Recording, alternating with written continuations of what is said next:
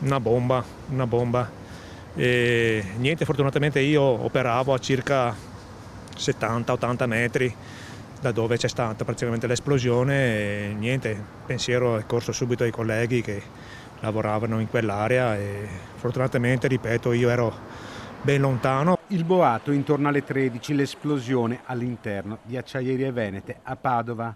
Il racconto di uno degli operai testimoni dell'infortunio sul lavoro avvenuto nel sito produttivo di Via Francia.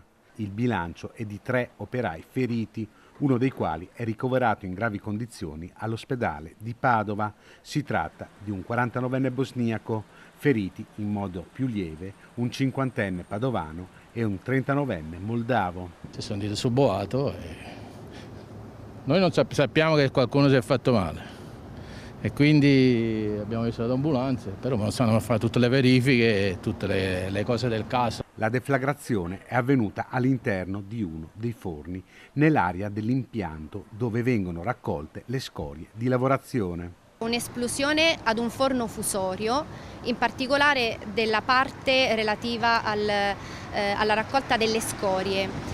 Quindi c'è questa parte del forno fusorio che raccoglie le scorie a seguito della fusione dei metalli dell'acciaio.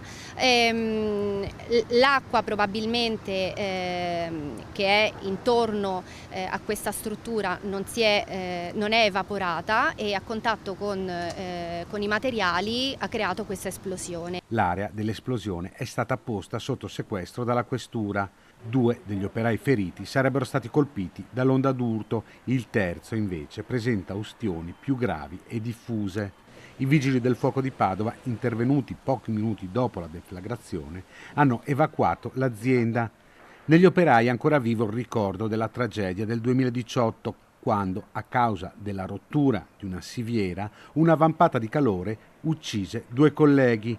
Oggi parlano così delle condizioni di sicurezza sul luogo di lavoro. Io credo che l'azienda abbia fatto, dopo l'incidente del maggio di 5 anni fa, l'azienda si è messa in sicurezza e i risultati ci sono stati. Io penso che questo sia un incidente purtroppo casuale, dovuto non si sa, però credo che l'azienda abbia fatto grandi passi in avanti per quanto concerne la sicurezza.